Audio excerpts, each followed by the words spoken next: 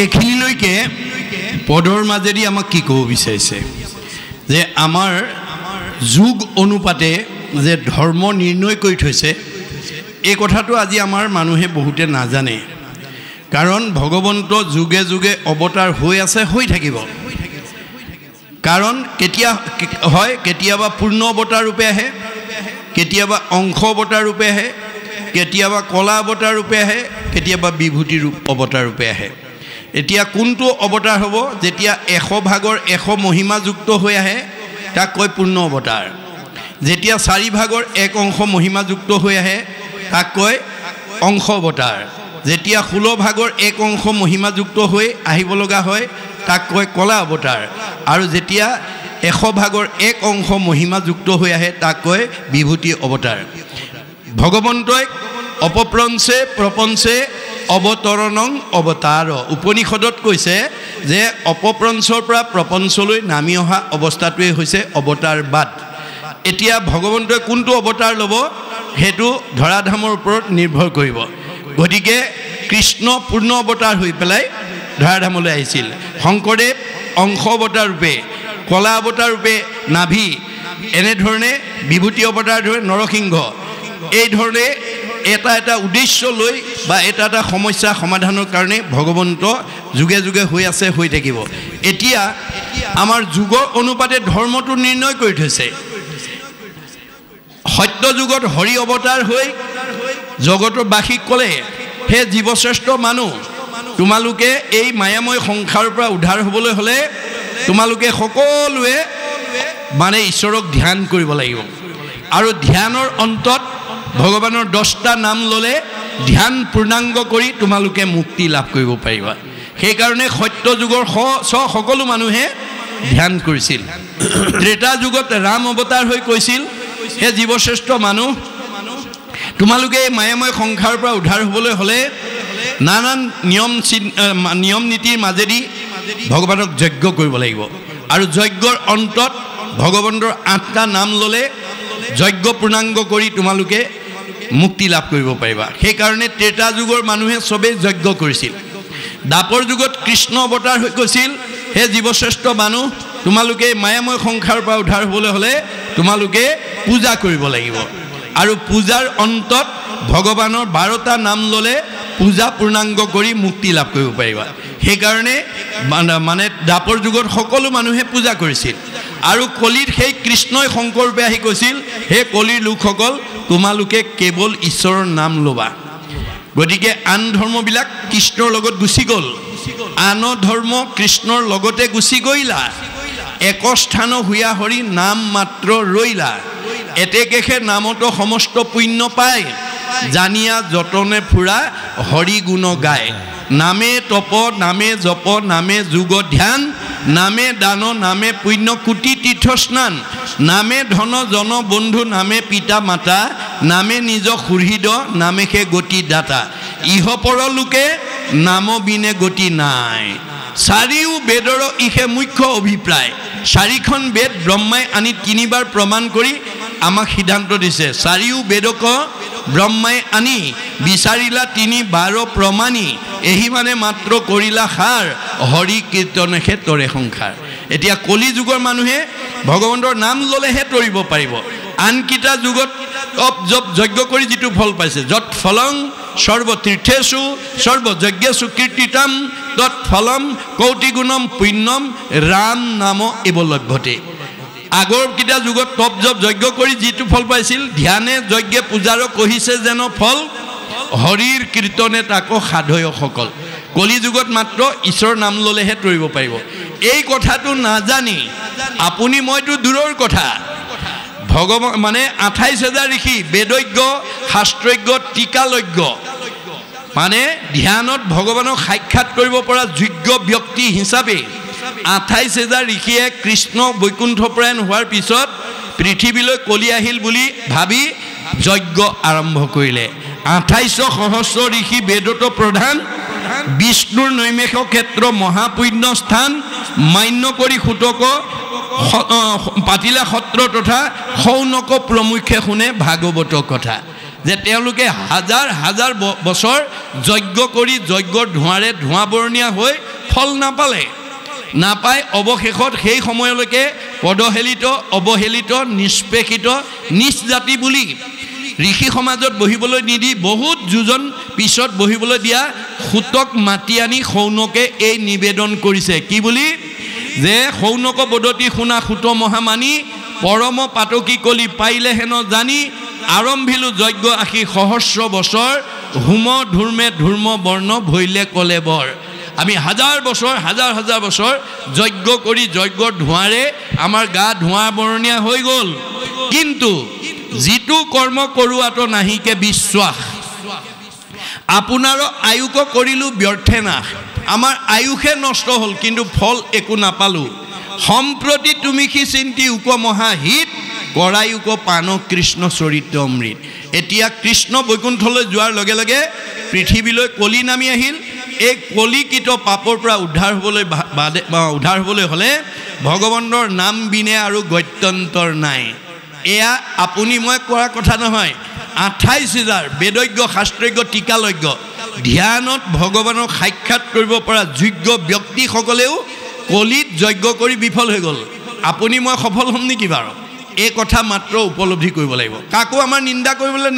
গুৰুজনে মানা কৰিছে পৰৰ ধৰ্মক নিহিংসিবা কদাচিত কৰিবা ভূত কদায়া সকলো নচিত হৈব শান্ত চিত্ত সৰ্বধৰ্মত বৎসল এই ভাগৱত ধৰ্ম জানা মহাবল ভাগৱতে কি কৈছে কাকো নিন্দা নকৰিবা কোনে কি কৰিছে তোমাৰ হেতু লুক আউট নহয় তাৰ ফলাফলটো ভগৱানে দিব তুমি মাত্ৰ চকুৰ আগত দেখি যোৱা ভুলটো আঙুলিয়াই দিবা কিয় তোমাৰ আৰু মোৰ মাজত কোনো পাৰ্থক্য নাই আত্মাৰ দিশত আপোনাৰ আৰু মোৰ মাজত পাৰ্থক্য নাই দেহৰ দিশতহে আছে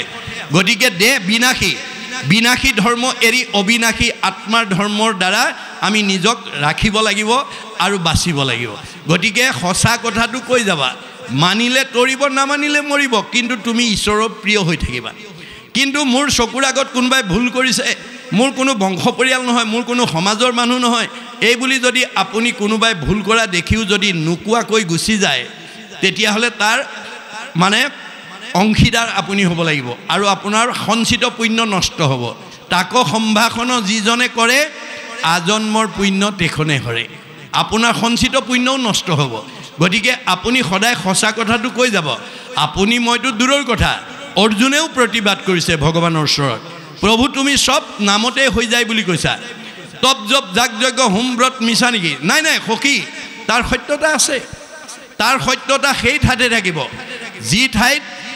সূৰ্যৰ পোহৰ নাথাকে তাতহে আন্ধাৰ থাকিব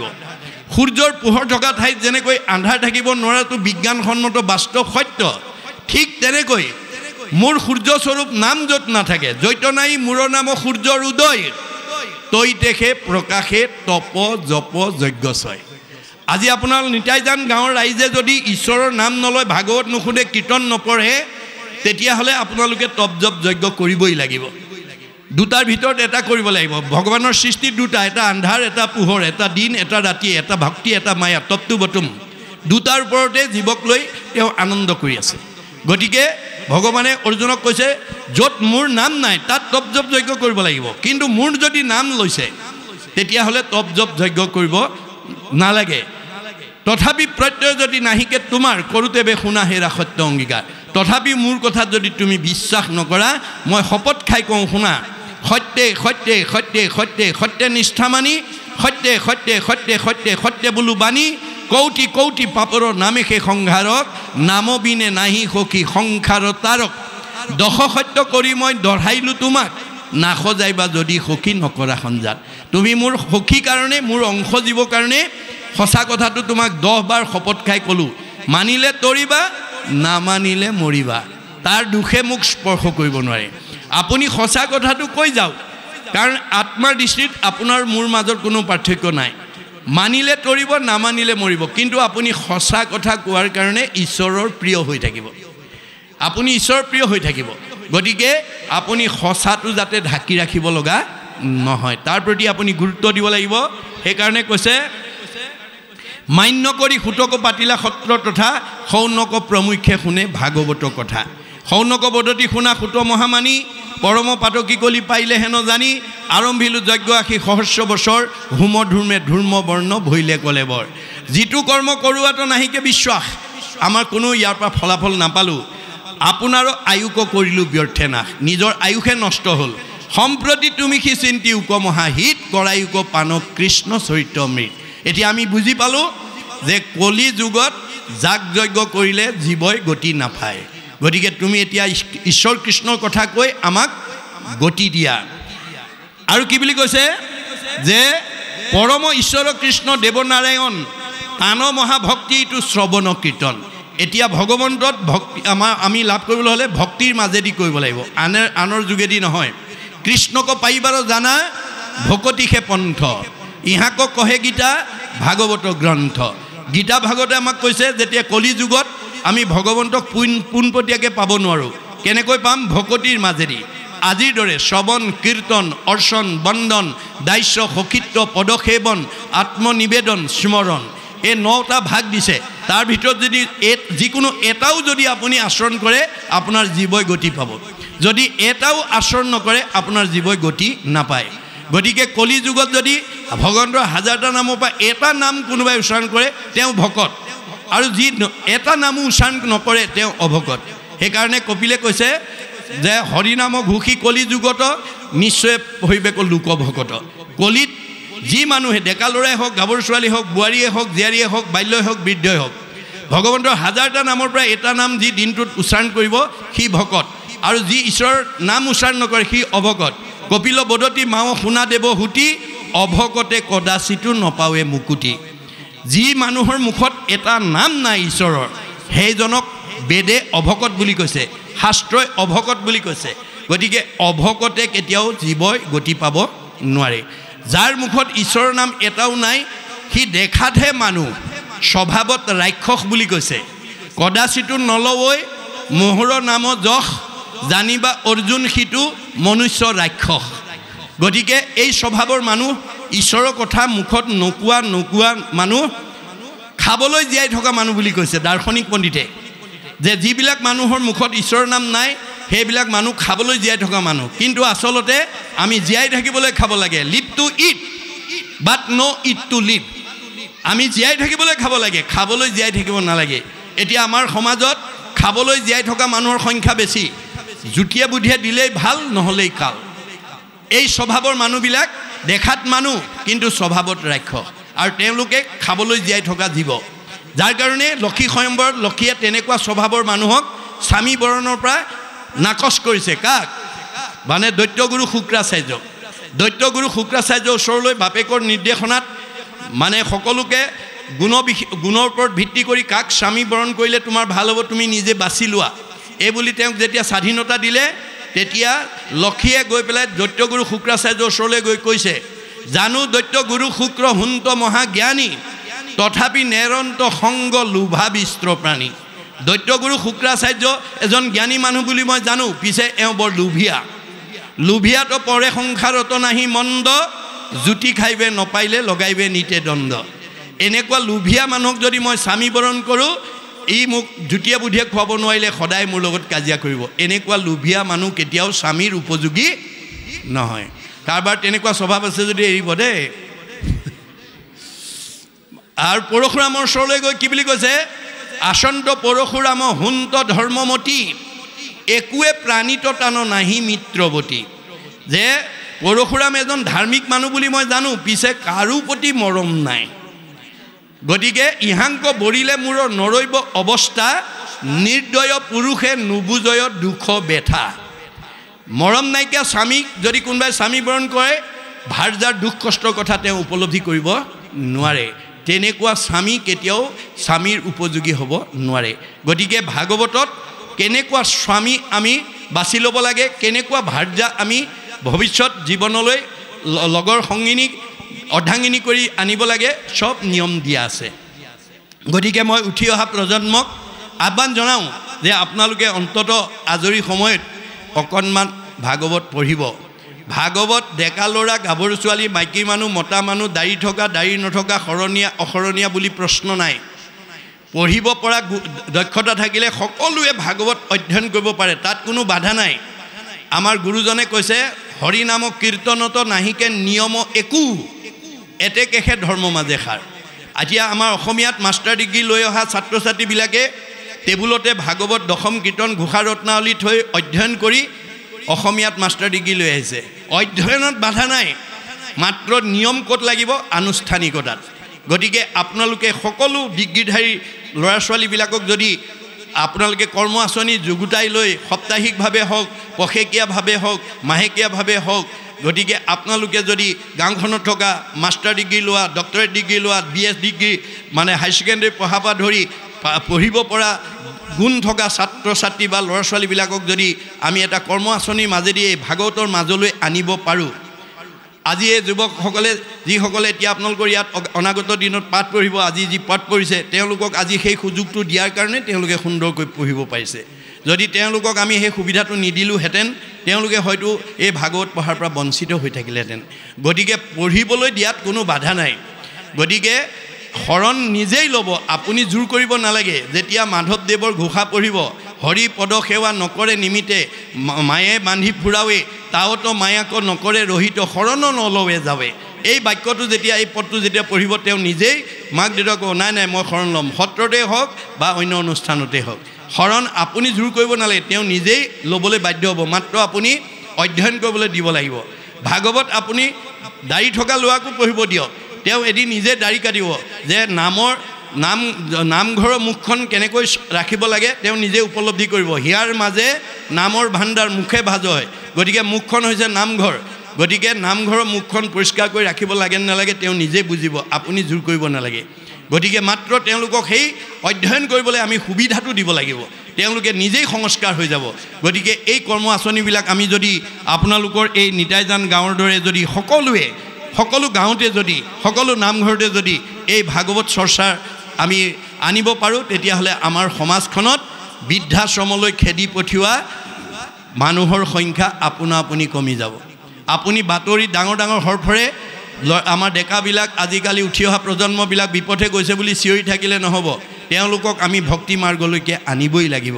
এয়া আমাৰ প্ৰত্যেকৰ সচেতন সমাজৰ দায়িত্ব। গতিকে মই আহ্বান জনাম যে আপোনালোকৰ যিসকলে প্ৰচেষ্টাত ইমান সুন্দৰকৈ এই প্ৰথমবাৰ্ষিক অনুষ্ঠান হৈছে, অনাগত দিনতো যাতে আপোনালোকে এই প্ৰচেষ্টা নেৰিব,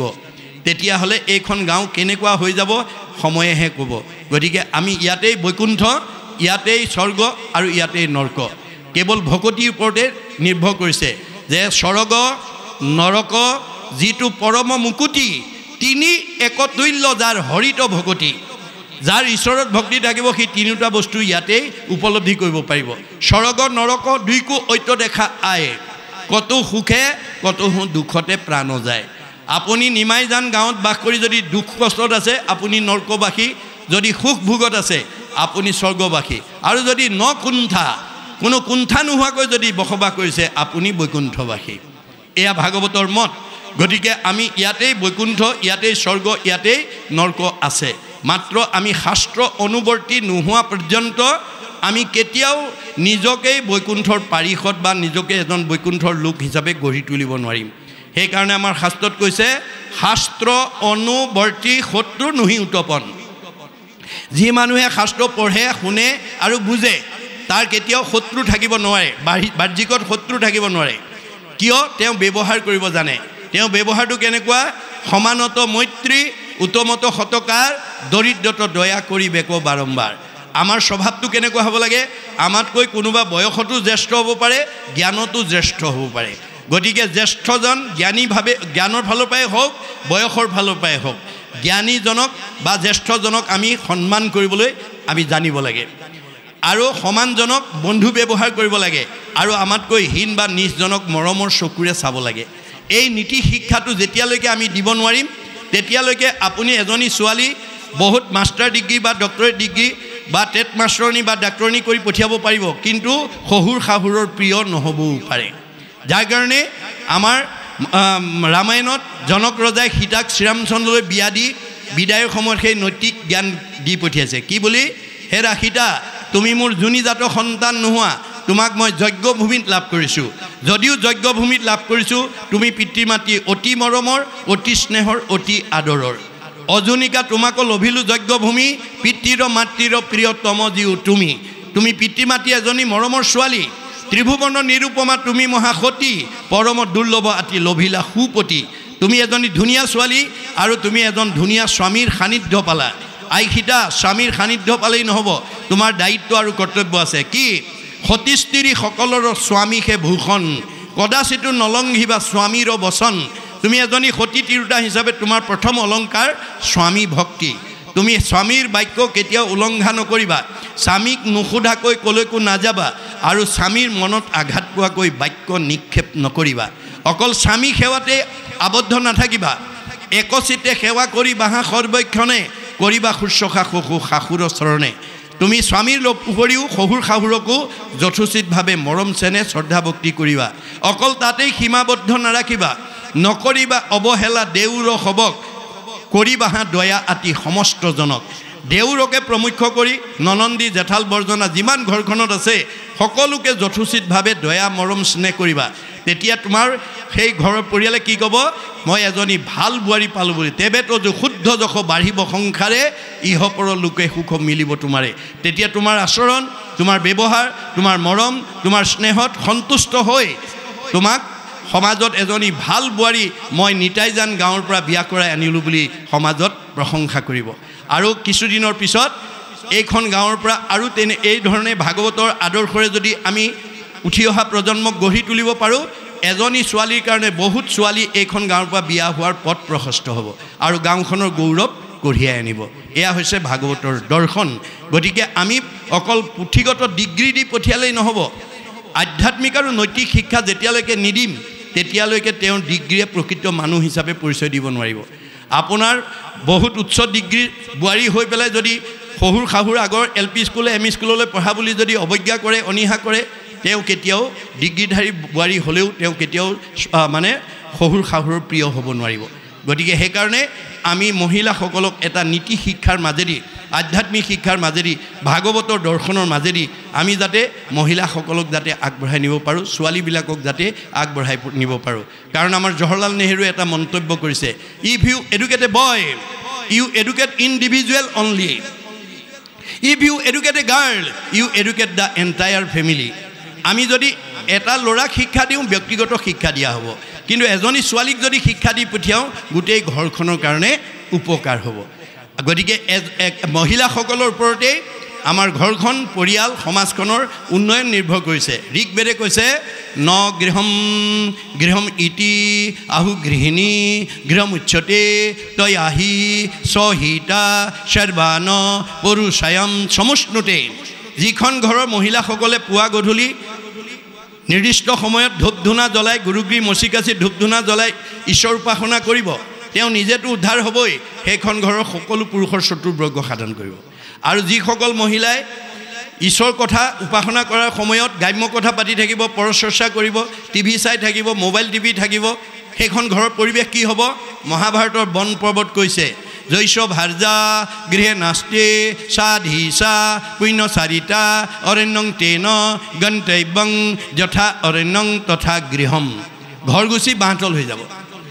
আইসকলে ইচ্ছা কৰিলে ঘৰ গুচি বৈকুণ্ঠলৈ উত্তৰণ কৰিব পাৰে আৰু ইচ্ছা কৰিলে ঘৰ গুচি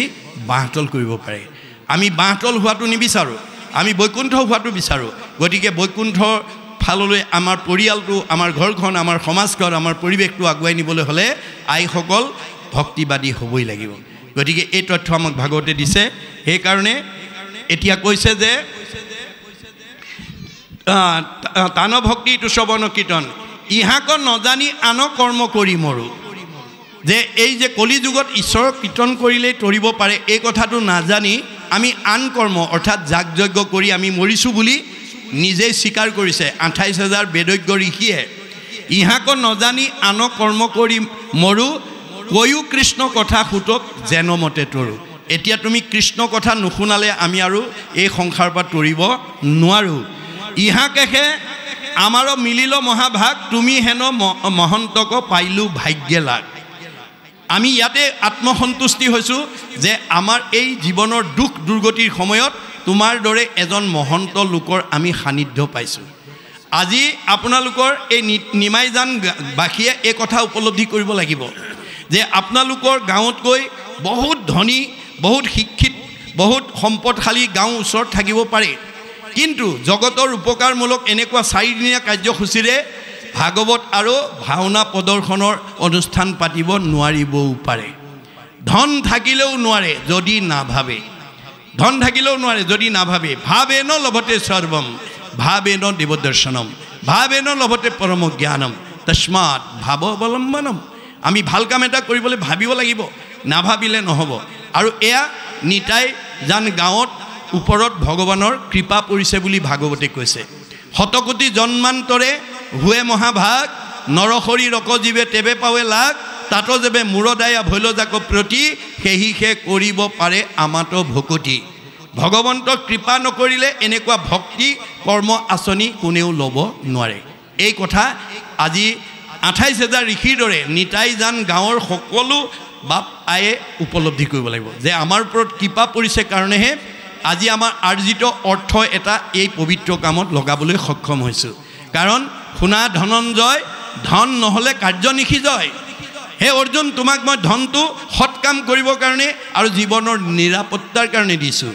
মই দিয়া ধন থাকি যদি তুমি উগ্ৰপন্থীৰ বলি হ'ব লগা হয় মই দিয়া ধন থাকি যদি চুৰ ডকাইতৰ বলি হ'ব লগা হয় তেতিয়াহ'লে ধনৰ মূল্য ক'ত গতিকে ধন কেনেকৈ উপাৰ্জন কৰিব লাগে আৰু ধন কেনেকৈ প্ৰয়োগ কৰিব লাগে মই ভাগৱতত লিখি থৈ আহিছোঁ ন্যায় উপাৰ্জিত বিত্ত শুদ্ধ আতিশয় সেই বিত্তে ভগৱন্তক পুজিবে লাগে সৎভাৱে উপাৰ্জন কৰা অৰ্থৰে আমি ভগৱন্তক সেৱা পূজা কৰিব লাগে অৰ্থ আজি বাৰ কিঞ্চিত একো নাহি ফল যদি নভ জয় হৰি চৰণ কমল আজিৰ দৰে ঈশ্বৰ সেৱামূলক কৰ্মত যদি আমাৰ আৰ্জিত অৰ্থ যদি প্ৰয়োগ কৰিব নোৱাৰোঁ সেই ধনৰ কোনো মূল্য নাই কিয় দুখ কৰি ধন ধান আৰ্জা যত মানে কৃষ্ণে এৰে যদি তাকো খাইবে আনে আপুনি বহুত ব্যৱসায় বাণিজ্য চাকৰি কৰি ধন উপাৰ্জন কৰি বেংকত আপুনি ফিক্সড ডিপজিট কৰি থ'ব পাৰিব কিন্তু যিদিনাখন আপোনাৰ দেহৰ পৰা কৃষ্ণ ওলাই যাব বা আত্মা ওলাই যাব আপুনি বেংকত থোৱা ধন আপুনি ভোগ কৰিবলৈ নাপায় কোনে কৰিব নমিনীয়ে ভোগ কৰি থাকিব সেইকাৰণে কৈছে নিজ হস্তে আৰ্জি যদি উক জগন্নাথ কিছু ব্যয় কৰি উক হৰিৰ সেৱাত এই দুখন হাতেৰে তুমি জীয়াই থাকোঁতে যি উপাৰ্জন কৰিছা তাৰ কিবা এটা অংশ মোৰ কামত ব্যৱহাৰ কৰিবা যিবা কিছু আছে ধন তেজা তাহাৰ মোহ মন কিছু ব্যয় কৰা হৰি অৰ্থে লাভ কি হ'ব তেবে সে ভকতি বাঢ়ে মাধৱত প্ৰেম চৰে তেবে ধন নাযায় তাৰ ব্যৰ্থে এই 4 দিনীয়া কাৰ্যসূচী সফল ৰূপায়ণ কৰিবলৈ যাওঁতে আপোনালোকৰ বহুত পইচা খৰচ হৈছে বহুতে দান বৰঙণি দিছে দিয়া দেখাত খৰচ হৈছে বেদে কৈছে জমা হৈছে ভগৱন্ত বেদ মানে ভগৱন্ত যাক বেদ কহে সেইটো ঈশ্বৰৰ সাক্ষাৎ ঈশ্বৰৰ হুন্তে যিটো হুয়া আছে যাত ঈশ্বৰৰ মুখেদি যিবিলাক বাক্য নিশ্চিত সেয়ে হৈছে বেদ গতিকে এই বেদ ভাগৱতত ভগৱন্তই কৈছে তুমি যদি এক গুণ লগাইলে অনন্ত গুণ হয় নাজানি মুগুদ হবে ধন সাঞ্চিত হয় মই দিয়া ধন থাকি যদি মোৰ কাৰণে এগুণ লগোৱা মই অনন্ত গুণ দিম তুমি দুহাতে দিবা মই 4 হাতে দিম কিমান চপাবা তেনে ক্ষেত্ৰত যদি মই দিয়া ধন থাকি তুমি যদি মোৰ কামত ব্যৱহাৰ কৰিব নিদিয়া ধন সাঞ্চি যিটো বিষ্ণু বৈষ্ণৱক নেদৈ গৃহাগত ভৈলে তাকো নাই বুলি খেদৈ মাধৱৰ নামলৈ বৈষ্ণৱ বোলাৱে হেনয় জনক দণ্ড দিয়ন্ত মাধৱে ধন থাকিও কোনোবাই বিচাৰি গ'লে ভাল কামৰ কাৰণে যদি নাই বুলি পঠাই দিয়ে আদৰণি সমিতিৰ সদস্যসকলে গম পাব কোনে কোনে ঘূৰাই পঠিয়াইছে হয় নাই কোনোবাই যদি ঘূৰাই পঠিয়াইছে সি বৈষ্ণৱে হওক বা অবৈষ্ণৱে হওক মই তেওঁক দণ্ড দিম বুলি ভগৱন্তে কৈছে কেনেকৈ দিম নহি চুৰে নেই নহি অগ্নিয়ে দহয় নহি দণ্ড বন্ধ হুয়াত ৰাজাই লয় তাৰ ধনটো হয় চুৰ ডকাইত উগ্ৰপন্থীৰ দ্বাৰা লৈ যাম নহয় জুয়ে পুৰিব নহয় আকস্মিক দুৰ্ঘটনা বেমাৰ আজাৰ হৈ ডাক্তৰে খাব আৰু নহয় কেছ মামলা লাগি পুলিচে খাব কাজিয়া পেচাল লাগি কেছ মামলা লাগি পুলিচে খাব সিমানতো মই ৰেহাই নিদিওঁ হাঁ ধন বুলি পাছে কান্দে ৰাও বান্ধি ঘৰে ঘৰে ভিক্ষা মাগে কৃষ্ণ কৃষ্ণ বুলি মই তেওঁ সেই জীৱটোক মই পিছৰ জন্মত ভিক্ষাৰী কৰি পঠিয়াই দিম এতিয়া আপোনালোকে গাড়ীয়ে মটৰে ট্ৰেইনত গ'লে দেখিব যি জনগোষ্ঠীৰে ভিক্ষাৰী নহওক ঈশ্বৰৰ নাম লৈ ভিক্ষা খোজে এইটো ভাগৱত দৰ্শন গতিকে আমি ভগৱন্তই দিয়া ধন থাকি যাতে অনাগত জন্মত আমি যাতে পিছৰ জন্মত যাতে ভিক্ষাৰী হ'ব লগা নহয় তাৰ কাৰণে আমি প্ৰয়োগ নীতিটো জানিব লাগিব প্ৰয়োগ নীতি নাজানিলে ধনেই আপোনাৰ মৃত্যুৰ কাৰণ হৈ যাব পাৰে এতিয়া বহুত মানুহ ধনৰ কাৰণে উগ্ৰপন্থীৰ বলি হৈছে, ঘৰতে চুৰ ডকাইতৰ বলি হ'ব লগা হৈছে। গতিকে আমি যাতে ভাগৱত শুনি সেই তেনে এটা দুখৰ সন্মুখীন যাতে হ'ব লগা নহয়, তাৰ কাৰণে আমি গুৰুত্ব দিব লাগিব। এতিয়া সেইকাৰণে কৈছে স্বৰ্গ যত স্বৰ্গ সুখ যিটো মুখ্য সুখ মূল, ভকতৰ সংগৰ অল্পকো নুহি তুল। সকলো সুখৰ ভিতৰত স্বৰ্গ সুখ শ্ৰেষ্ঠ, তাতোতকৈ আকৌ বৈকুণ্ঠৰ সুখ। যত স্বৰ্গ সুখ যিটো মুখ্য সুখ মূল, যে মুক্তি পোৱা সুখটো সকলোতকৈ ওপৰত, কিন্তু সেই মুক্তি সুখতকৈও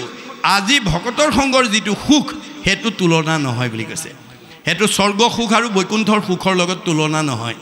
এই কথা নাজানি এবাৰ এজন ভকতে ভগৱন্তক দাবী কৰিলে, প্ৰভু মোৰ ভকতিত তুমি সন্তুষ্ট হৈছানে? ভগৱন্তে ভাবিলে ইয়াৰ গণ্ডগোল লাগিল, হয় হয় তোমাৰ ভকতিত মই সন্তুষ্ট হৈছোঁ। যদি সন্তুষ্ট হৈছা মোক তেনেহ'লে মুক্তি দিয়া নাই কিয়? তোমাক মুক্তি লাগে নেকি? যদি মোৰ ভক্তি শুদ্ধ হৈছে মোক মুক্তি দিব লাগে। ভকতি কৰিলে জীৱই মুক্তি পায়। হ'ব হ'ব, তোমাৰ মনৰ কামনা পূৰণ হ'ব। মই কালিলৈ ৰথ পঠিয়াই দিম, তুমি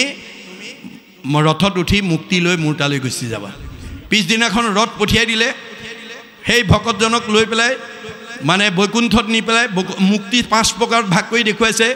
শালুক্য, সামীপ্য, সাৰূপ্য, সাযুজ্য, লীন বা নিৰ্বাণ। মুক্তিৰ 5টা ভাগ আছে। শালুক্য মানে স্বলোক, বৈকুণ্ঠত নি বহুৱাই থৈছে। বহি আছে, এদিন দুদিন 3 দিন 4 দিন পাৰ হৈ গৈছে। ভকতজনে ভাবিছিলে কি মই এনেই এনেকৈ আজি নিতাই যান, কালিলৈ মানে শিৱসাগৰ, পৰহিলে যোৰহাটলৈ গৈ ভকতৰ মাজত ভাগৱত শুনি থকাতকৈ মই যদি একেকোবে গৈ যদি বৈকুণ্ঠত থাকিবগৈ পাৰোঁ, ভগৱন্তৰ লগত মই সদায় আলাপ কৰি থাকিব পাৰিম। এই মনোভাৱেৰে তেওঁ সেই মুক্তিৰ কথাটো কামনা কৰিছিল। যেতিয়া 4 দিন মানে তেওঁ মুখৰ আগেদিয়ে প্ৰভু অহা যোৱা কৰি আছে, তেওঁ ফালে নাচায়ো একো নুসুধে। পিছদিনা ভাবিলে মই কালিলৈ ধৰিব লাগিব। পিছদিনা ভগৱন্ত ওলাই আহোঁতে বৈকুণ্ঠৰ পৰা দৌৰ মাৰি গৈ আগচি ধৰি কৈছে, ৰ'ব ৰ'ব, বোলে কি হ'ল? বোলে 4 দিন হ'ল, এদিন দুদিন নহয় 4 দিন হ'ল মই তোমাৰ ইয়াত থকা, তুমিতো আজিলৈকে মোৰ খবৰ এটা লোৱা নাই, মই কি হৈছোঁ একো এটা সোধা নাই। বোলে সেইটোতো মই নাৰদক আগতেই মই কৈ থোৱা আছে, নাৰদক বিষ্ণু আচন্ত কৈ বৈকুণ্ঠত মই নাথাকোঁ ৰৈ, যোগীৰো হৃদয় এৰি সমুদায় থাকোঁ ভকতৰ কীৰ্তন চাই। মোক বৈকুণ্ঠত বিচাৰি নাপাবা, মই যোগীৰ হৃদয়ত নাথাকোঁ। মোৰ ভকতে য'ত মোৰ গুণ নাম লয় মই তাতেই থাকোঁ। নহং তিষ্ঠামি বৈকুণ্ঠে যোগীনাং হৃদয়ে নচ মদ ভক্তা যত্ৰ গায়ন্তী তত্ৰ তিষ্ঠামি নাৰদ। প্ৰভু তেনেহ'লে মোক আকৌ ভকতৰ সংগলৈকে পঠিয়াই দিয়ক। গতিকে আকৌ তেওঁক ভকতৰ সংগলৈ ঘূৰি আহিছে। সেইকাৰণে কৈছে যে যিমানবিলাক সুখ আছে স্বৰ্গ সুখ শ্ৰেষ্ঠ, তাতকৈ মুখ্য সুখতকৈও ভকতৰ সংগৰ মাজৰ যিটো ভক্তি সুখ সেইটো আনৰ লগত তুলনা নহয়। এইটো ক'লে নুহি তুল, অল্পকো নুহি তুল। আকাশে সঞ্চাৰে ৰবি, ৰথ যেন বায়ু, সূৰ্যৰ লগতো হৰৈ জগতৰ আয়ু। সূৰ্য উদয় আৰু অস্ত যোৱাৰ লগে লগে আমি এদিন এদিন মৃত্যুৰ ফালে আগবাঢ়ি গৈ আছোঁ। একক্ষণ মানে যিটো শুনে কৃষ্ণ কথা, তাৰ বিনে আনৰ জীৱন যায় বিধা। এই ৰাতিপুৱা সূৰ্য উদয়ৰ পৰা অস্ত যোৱাৰ ভিতৰত এক ক্ষণ যদি আমি কৃষ্ণ কথা শুনিব পাৰোঁ, এক ক্ষণ মানে 4 মিনিট সময় যাতে আমি প্ৰত্যেকেই ঈশ্বৰৰ কথা শুনিব পৰা, গাব পৰা, ক'ব পৰা এটা যাতে সুবিধা ল'ব পাৰোঁ, তাৰ প্ৰতি গুৰুত্ব দিছে। যদি এক ক্ষণো কোনোবাই ঈশ্বৰৰ কথা নুশুনে, আমাৰ এতিয়া বহুত মানুহ আছে 1 ক্ষণ 4 মিনিটো শুনিবলৈ সময় নাই। সেইকাৰণে অৰ্জুনক উদ্দেশ্যি কৈছে, আৰু হেৰা শুনা তুমি এক বিনে নুহু দুই, অবিদ্যা মায়াতো ভিন্ন দেখি। হে অৰ্জুন, তুমি মই একেটাই। মায়াত থকাৰ কাৰণে মানুহে আমাক দুটা বুলি ভাবে। মোৰ অংশ জীৱ তুমি, মই আত্মা অন্তৰ্যামী, এহি হেতু তুমি মই সখী। তুমি মোৰ অংশ জীৱ অৰ্জুন, সেইকাৰণে তুমিয়ে মই সখী। সাৰথিৰ কহো ভেদ, লোৱা তাৰ পৰিছেদ,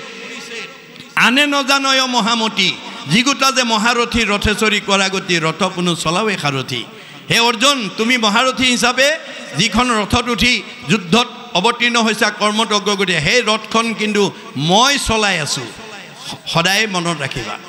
অৰ্জুনক সতৰ্ক কৰি দিয়াৰ চলেৰে আমাক কৈছে যে অৰ্জুনৰ ৰথখন যদি কৃষ্ণই চলাইছে, আমাৰ ৰথখন কোনে চলাইছে?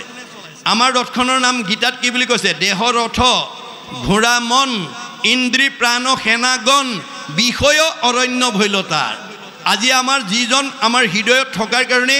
আমি চকুৰে দেখিছোঁ, কাণেৰে শুনিছোঁ, মুখেৰে খাইছোঁ, হাতেৰে কৰিছোঁ, ভৰিৰে গৈছোঁ, সেইজনৰ কথা শুনিবলৈ, ভাবিবলৈ, কৰিবলৈ, যাবলৈ আমাৰ বহুত মানুহৰ সময় নাই। এতিয়া অৰ্জুনক কৈছে, যদি মোৰ কথা শুনিবলৈ, জানিবলৈ, ভাবিবলৈ তোমাৰ সময় নাই, তোমাৰ ৰথখন কিন্তু ভালকৈ নচলিব, ঘূণে ধৰিব। কেনেকুৱা? অৰ্শ, গুল্ম, পিত্ৰ, কেঁচুমূৰীয়া, মূৰৰ বিষ, পেটৰ বিষ, দাঁতৰ বিষ, কঁকাল বিষ, ভৰি বিষ, কাৰ কি আছে আৰু। আপোনাৰ ঈশ্বৰৰ কথা নুশুনা মানুহে কেতিয়াও শৰীৰটো সুস্থ কৰি ৰাখিব নোৱাৰে, মনত ৰাখিব কথাটো। তাৰ অমংগল হ'বই, কাৰণ ইয়াত সকলো নীতি নিৰ্ধাৰণ কৰি থোৱা আছে। গতিকে ভাগৱতৰ নিয়ম নজনা মানুহে কেতিয়াও নিজৰ স্বাস্থ্য সুন্দৰ কৰি ৰাখিব নোৱাৰে। সেইকাৰণে আমাৰ উঠি অহা বহু প্ৰজন্মই মনক সদাচাৰ নকৰাৰ কাৰণে অৰ্জুনক কৈছে, তুমি 4 মুঠি জীৱৰ ভিতৰত সৰ্বশ্ৰেষ্ঠ ৰূপে জন্ম দিলোঁ, তুমি ইন্দ্ৰিয়ক সংযম কৰিবা, নহ'লে তুমি আহিল কণা, গ'ল কণা, খাগৰি কাটিল 3 কণা, তোমাৰ জন্ম ধৰাৰ সাৰ্থকতা নহ'ব। অৰ্জুনে এই প্ৰস্তাৱত প্ৰতিবাদ জনাইছে, কি বুলি? অহেন শুনি অসন্তোষ কৰন্ত অৰ্জুন, ইন্দ্ৰিয়ক বৈশ্য কৰি বাক পাৰে কোন। কাৰ খাদ্য আছে ইন্দ্ৰিয় সংযম কৰা? এই প্ৰস্তাৱ মোৰ কাৰণে গ্ৰহণযোগ্য নহয়। তে কৃষ্ণই হাঁহি পেলাই উত্তৰ দিছে, কৃষ্ণে বোলে, সখী তুমি নকৰিবা ভয়, অভ্যাসতে ইন্দ্ৰি বৈশ্য আপুনি হয়। ভয় নকৰিবা, অভ্যাস কৰা। আজি আপোনালোকে নিজকে সোধকচোন, অহাৰ পৰা পথখনত বহি আছে, ঘৰত অকলে ইমান সময় বহি থাকিব পাৰিলেহেঁতেনে? নোৱাৰে। আজি কোনে বহাইছে? আমাৰ বেদে কৈছে, স্ব পৰম অনুৰক্তি ঈশ্বৰেই ভক্তি। আজি আপোনালোকে ঈশ্বৰৰ কথা শুনিবৰ কাৰণে, জানিবৰ কাৰণে, বুজিবৰ কাৰণে অনুৰাগ লৈ বহি আছে। এই অনুৰাগে আমাক 6টা প্ৰমোচন দিব। প্ৰথম স্কন্ধ ভাগৱতত এই কথা উল্লেখ কৰিছে, আগ্ৰহ, প্ৰীতি, আগ্ৰহ, ৰতি, প্ৰীতি, ভক্তি, শান্তি, 6 নম্বৰত মুক্তি। এই ক্ৰমখিনি আমি আগুৱাই যাব লাগিব। এই আদৰ্শৰে আমি সমাজখনক আগুৱাই নিব লাগিব, তেতিয়াহে আমাৰ মানৱ জন্ম ধৰাৰ সাৰ্থকতাটো হ'ব। যদি এইখিনিৰ পৰা আমি নিজক আঁতৰাই ৰাখোঁ, আমি কেতিয়াও দেহটো সুস্থ কৰি ৰাখিব নোৱাৰিম। গতিকে আমি অভ্যাসৰ জৰিয়তে আমি যাতে ঈশ্বৰৰ কথা শুনিবৰ কাৰণে, গাবৰ কাৰণে, ক'বৰ কাৰণে এক ক্ষণ যাতে সময় দিব পাৰোঁ, তাৰ কাৰণে আমি গুৰুত্ব দিব লাগিব। এইটো কথা আপুনি মই নুবুজাটো সৰু কথা, ভগৱন্তৰ পৰম সখা অৰ্জুনেও বুজি পোৱা নাছিলে। সেইকাৰণে এদিন অৰ্জুনক সংস্কাৰ কৰাৰ উদ্দেশ্যে প্ৰস্তাৱ দাঙি ধৰিলে, হেৰা সখা, তুমি জীৱনত কেতিয়াবা সঁচা কঠীয়া গাঁও দেখিছানে? অৰ্জুনে ক'লে, সঁচা কঠীয়া গাঁও আছেনে? আছেতো নাকো। তুমি দেখিছানে নাই? বোলে দেখা নাই। চাব খোজা নেকি? বোলে চাব খোজোঁ। উঠা, ৰথত উঠা। ৰথত উঠাই লৈ সঁচা কঠীয়া গাঁও দেখুৱাবৰ কাৰণে সঁচা কঠীয়া গাঁৱৰ অভিমুখে তীব্ৰ বেগে ৰথ এৰি দিছে। কিছু দূৰ যোৱাৰ পিছতে সঁচা কঠীয়া গাঁৱৰ পৰা এজন আলৰ বুঢ়াই হাতত লাখুটি লৈ থৰক বৰক কৰি আহি আছে।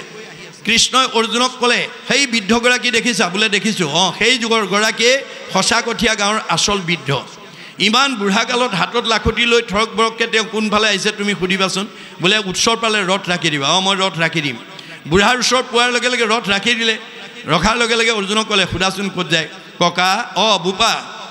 তুমি ইমান বৃদ্ধ বয়সত হাতত লাখুটি লৈ থৰক বৰককৈ ক'ত যোৱা? বোপাই, মই সাধুৰ সংগলৈ যাওঁ। সাধুৰ সংগলৈ? বোলে হয়। কৃষ্ণ ক'লে, বয়স কিমান হৈছে সোধাচোন? ককা, আপোনাৰ বাৰু বয়স কিমান হৈছে? বোপা, সঁচা কথা ক'বলৈ গ'লে মোৰ বয়স মাত্ৰ 5 বছৰ। অৰ্জুনেতো ৰথতে জঁপিয়াই উঠিলে, হেৰা সখা, এইজনে নেকি সঁচা কঠীয়া গাঁৱৰ আচল বুঢ়াজন? দেখোঁতেই শীতল পিঠিতেই কাঁইট, দেখাতে এওঁ 80-85 বছৰৰ বুঢ়া, আৰু মাত্ৰ 5 বছৰ বুলি কৈছে। আৰু তুমি সেইজনকে সঁচা কঠীয়া গাঁৱৰ আচল বৃদ্ধ বুলি ক'লা। ভিতৰৰ সোপাই কি ক'ব মোক দেখুৱাব নালাগে, ইয়াৰ পৰাই ৰথখন ঘূৰোৱা। কৃষ্ণ ক'লে, ৰ'বাচোন, ৰ'বা, অলপ ধৈৰ্য ধৰা। সোধাচোন, সোধা, কিয় ক'লে? ককা, অকণমান ৰ'বচোন। বোপা, কি হ'ল? মোৰ সংশয় হৈছে। কি সংশয়? তোমাক দেখোন দেখাত একেবাৰে 80-85 বছৰ যেন বুঢ়া যেন লাগিছে, তুমি মাত্ৰ 5 বছৰ। বোলে, বোপা, ৰহস্য আছে। কি ৰহস্য? ভেদ কৰা হওকচোন। তুমি ভবাৰ দৰে মোৰ জন্মগত বয়স 85 বছৰ সঁচা, কিন্তু বিগত 80টা বছৰ মই ইন্দ্ৰিয় সুখ ভোগ আৰু পৰিয়াল পোহপালনৰ চিন্তাতেই ঈশ্বৰৰ শৰণ নোলোৱাকৈ, সাধুৰ সংগত গৈ ঈশ্বৰৰ কথা নুশুনাকৈ মোৰ 80টা বছৰ মোৰ বিষয়ৰ চিন্তাতে মোৰ পাৰ হৈ গ'ল। বেদৰ মতে এইটো মোৰ বৃথা আয়ুস গ'ল গতিকে একক্ষণ মানে যিটো শুনে কৃষ্ণ কথা তাৰ বিনে আনৰ জীৱন যায় বৃথা গতিকে মোৰ ৮০টা বছৰ বৃথা আয়ুস গ'ল বৃথা আয়ুসৰ হিচাপ মই তোমাক দিয়া নাই ঈশ্বৰত শৰণ লৈ সাধুৰ সংগত গৈ ঈশ্বৰৰ কথা শুনা মোৰ মাত্ৰ ৫টা বছৰ হৈছে এই সঁচা হিচাপটোহে তোমাক দিছোঁ তেতিয়াহে অৰ্জুনৰ চক্ষু মুকল খাইছে যে আচলতে ভগৱানে আমাৰ আয়ুসটো কোন দিনাৰ পৰা হিচাপলৈ আনে মাধৱদেৱে ঘোষাত লিখিছে হৰি পদ সেৱা নকৰে নিমিত্তে মায়ায়ে বান্ধি ফুৰাৱে তাওতো মায়াক নকৰে ৰহিত শৰণ নলৱে যাৱে গতিকে আমি ল'ৰা ছোৱালীক পৰাপক্ষত আপোনালোকে 12 বছৰত শৰণ দিয়ক 6 বছৰত গুৰু পৰিচয় কৰাই দিয়ক আৰু শৰণ অনগল হ'লে ভজন দি দিয়ক আমাৰ শৰণে নাম দিব ভজনে ৰূপ দিব এতিয়া আমাৰ সমাজত শৰণ নললে নহয় কাৰণে বুৱাৰীয়েকৰ হাতে শহুৰ শাহুৰে ভকতে নাখায় কাৰণে শৰণটো দিয়াই অনুশীলন নকৰে ভজন ল'বলৈ ভয় কৰে কিয় শৰণতে ইমান নিয়ম নীতি মানিব লাগে ভজনতো আৰু নিয়ম নীতি মানিব লাগে সেইকাৰণে এজন দাৰ্শনিক পণ্ডিতে কৈছে মানুহৰ আটাইতকৈ ডাঙৰ ভয়টো হ'ল ভাল মানুহ হ'বলৈ শৰণ ভজন ল'লে বেয়া নিয়ম বেয়া চিন্তা বেয়া কৰ্ম বেয়া খাদ্য বেয়াবোৰ বাদ দিব লাগিব বেয়াবোৰ বাদ দিলে ভাল হৈ যায় ভাল হোৱাৰ ভয়তে শৰণ ভজন বহুতে নলয় আপুনি নোলোৱাকৈ পূৰ্ব পুণ্যৰ ফলত ভোগ কৰি থাকিব পাৰিব কিন্তু আপুনি ঈশ্বৰৰ ওচৰলৈ যাব নোৱাৰিব কাৰণ শৰণ ভজন নোলোৱা মানুহে কেতিয়াও মৰিবৰ সময়ত ঈশ্বৰৰ নাম আৰু ৰূপ আনিব নোৱাৰে আমাৰ যাবৰ সময়ত কি কৈছে মুখে বোলা ৰাম হৃদয় ধৰা ৰূপ এতেকে মুকুতি পাইবা কহিলো স্বৰূপ আমাৰ জীৱই মুক্তি পাবলৈ হ'লে আমি মৰিবৰ সময়ত ঈশ্বৰৰ নাম ল'ব লাগিব আৰু হৃদয়ত ৰূপ চিন্তা কৰিব লাগিব তাৰ কাৰণে নিৰ্দিষ্ট বয়সত শৰণ আৰু নিৰ্দিষ্ট বয়সত ভজন ল'ব লাগিব কাৰোবাৰ যদি হে ভয় আছে আজি এৰিব শৰণ ভজন নল'লে আমি এই সংসাৰ চক্ৰতে অহা যোৱা কৰি থাকিব লাগিব গতিকে এয়া ভাগৱত দৰ্শন এইখিনি আমি জানিব লাগিব তাৰপিছত কৈছে যে কৃষ্ণত অৰ্পিয়া আমি কৰোঁ কৰ্ম যত তাতো নানা বিঘ্নি আছে জানিলোঁ মনত এতিয়া যজ্ঞটো ঈশ্বৰত অৰ্পণ কৰিয়ে কৈছে কিন্তু বিঘিনি আছে বুলি তেওঁ নিজেই অনুভৱ কৰিছে কোনে ২৮,০০০ ঋষিৰ ভিতৰত আটাইতকৈ যিজন বয়োজ্যেষ্ঠ জ্ঞানজ্যেষ্ঠ বেদজ্ঞ শাস্ত্ৰজ্ঞ ঠিকালজ্ঞ সেইজন সৌনকে এই অনুশোচনা কৰিছে মনত ৰাখিব কথাটো আমি যেতিয়ালৈকে ভুল কামৰ অনুতপ্ত নহওঁ তেতিয়ালৈকে আমাৰ প্ৰায়শ্চিত্ত নহয় বুলি কৈছে পাপ কৰি অনুতাপ উপজিলে যাৰ অনুতাপে প্ৰায়শ্চিত্ত জানিবাহা তাৰ আপুনি এটা বেয়া কাম কৰাৰ কাৰণে পৰিয়ালে বেয়া পাইছে সমাজে বেয়া পাইছে সীমাঘৰীয়া মানুহে বেয়া পাইছে সমাজে বেয়া মানে আনে বেয়া পাইছে তে আপুনি অনুভৱ কৰিব লাগে মই যাতে ভৱিষ্যত আৰু এনেকুৱা বেয়া কাম নকৰোঁ এই বুলি যিদিনা অনুভৱ হ'ব সেইদিনা আপোনাৰ সংস্কাৰ হ'ব কিন্তু মানুহে দ্বন্দ্ব ভৰাই কাকো সংস্কাৰ কৰিব নোৱাৰে এতিয়া এওঁ 1000 বছৰ যজ্ঞ কৰি অনুতপ্ত হৈছে যে মই যে কি কৈছে যে কৃষ্ণত অৰ্পণ কৰি যদিও কৰ্মবিলাক কৰিলোঁ ইয়াত বহুত বিঘিনি আছে কাৰণ আন যিমানবিলাক ধৰ্ম আছে সবতে নিয়ম বান্ধি থোৱা আছে বেদৰ মতে বৰ্ণাশ্ৰম ধৰ্ম যত যাৰ যেন বিধি আছে তাৰেহে কেৱলে অধিকাৰ হৰিনাম কীৰ্তনত নাহিকে নিয়ম একো এতেকেহে ধৰ্ম মাজে সাৰ অন্য ধৰ্মবিলাক কৰিবলৈ হ'লে আপুনি আজি তাৰিখতো যাগ যজ্ঞ পূজা কৰিব পাৰিব কিন্তু তাত নিয়ম বান্ধি থোৱা আছে বেদৰ কি স্থান কাল পাত্ৰ নিমিত্ৰ দ্ৰব্য মন্ত্ৰ আপোনাৰ আজি তাৰিখত পূজা কৰিবলৈ যজ্ঞ কৰিবলৈ স্থানটো শুদ্ধ হ'ব লাগিব পাত্ৰ শুদ্ধ হ'ব লাগিব দ্ৰব্য শুদ্ধ হ'ব লাগিব মন্ত্ৰ শুদ্ধ হ'ব লাগিব আৰু সময়মতে কৰিব পাৰিব লাগিব যদি এইকেইটাৰ অকণমান ব্যতিক্ৰম হয় তেতিয়াহ'লে আপোনাৰ জীৱনলৈ ওলোটা প্ৰক্ৰিয়া নামি আহিব তাৰ উদাহৰণটো ষষ্ঠ স্কন্ধ ভাগৱতত তস্তা ঋষিয়ে দেখুৱাই থৈ গৈছে তস্তা ঋষিৰ পুত্ৰ বিশ্বৰূপক এদিন ব্ৰহ্মাৰ পৰামৰ্শ মতে ইন্দ্ৰই নি স্বৰ্গৰ গুৰু পাতিছিল কাৰণ ইন্দ্ৰৰ অভিমানত অসন্তুষ্ট হৈ এদিন বৃহস্পতি গুৰু স্বৰ্গ এৰি গুচি গৈছিল যোৱাৰ লগে লগে স্বৰ্গত অথন্তৰ হ'ল ব্ৰহ্মাৰ ওচৰত উপায় বিচাৰিলে ব্ৰহ্মাই ক'লে যে তেওঁ পুনৰ সন্তুষ্ট হৈ ঘূৰি নহা পৰ্যন্ত তুমি তস্তাৰ পুত্ৰ বিশ্বৰূপক নি গুৰু মানি ৰাজ্য চলাই থকা ব্ৰহ্মাৰ পৰামৰ্শ মতে তস্তা ঋষি পুত্ৰ বিশ্বৰূপক নি স্বৰ্গৰ ৰজা পাতি মানে গুৰু পাতি ৰাজ্য চলাই আছে কিন্তু তস্তা মানে বিশ্বৰূপৰ এটা চাৰিত্ৰিক বৈশিষ্ট্য আছিল মাক ৰাক্ষসী বাপেক ঋষি গতিকে তেওঁ সুবিধা পালে যজ্ঞৰ ফল অসুৰকো দিয়ে দেৱতাকো দিয়ে এদিন ইন্দ্ৰৰ চকুত ধৰা পৰিলে পৰাৰ লগে লগে বৰ্জ্য মাৰি তেওঁ শিৰচ্ছেদ কৰিলে পুতেকক বধ কৰাৰ লগে লগে তস্তা ঋষি অসন্তুষ্ট হৈ পুত্ৰবধি প্ৰতিশোধ ইন্দ্ৰৰ ওপৰত ল'বৰ কাৰণে লগে লগে যজ্ঞ আৰম্ভ কৰিলে আৰু আৰম্ভ কৰি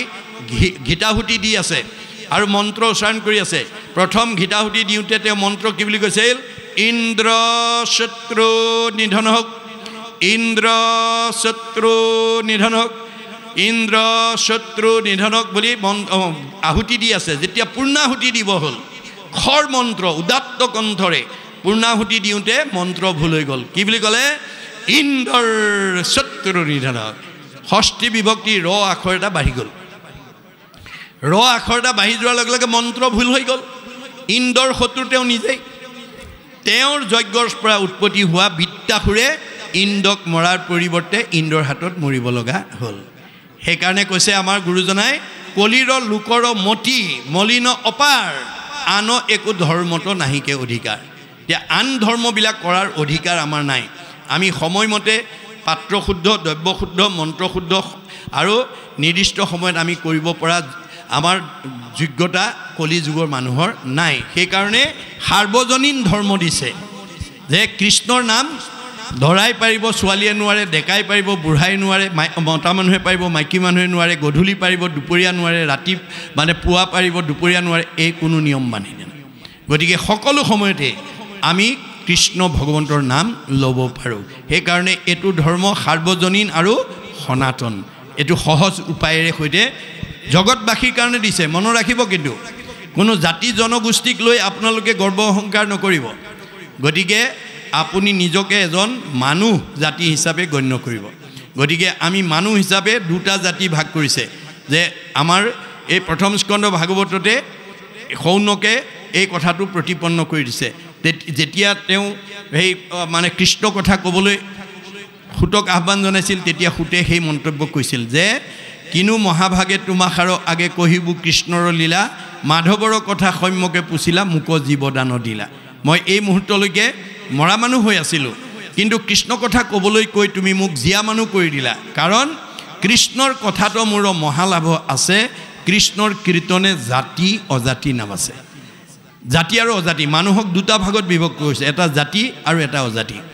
আপুনি যি জনগোষ্ঠীতে জন্মগ্ৰহণ নকৰক ঈশ্বৰক ভজিলে জাতি আৰু ঈশ্বৰক এৰিলে অজাতি এই তথ্য আমাক দিছে আৰু তাৰপিছত কি কৈছে যে এতেকে পিয়ায়ু কৃষ্ণ চৰিত্ৰ অমৃত শ্ৰৱণ মাত্ৰকে যেন সংকীৰ্ত কীট এতিয়া তুমি কৃষ্ণ কথা শুনাই আমাক কৃতাৰ্থ কৰা জাগ যুগ যজ্ঞ কৰি দুখ পাইলোঁ মাত্ৰ আবে কহিউক মহাভাগৱত শাস্ত্ৰ এতিয়া যাগ যজ্ঞ কৰি দুখ পালোঁ আমি কষ্ট পালোঁ গতিকে এতিয়া তুমি ভাগৱত মহাভাগৱত শাস্ত্ৰ কৈ আমাক উদ্ধাৰ কৰা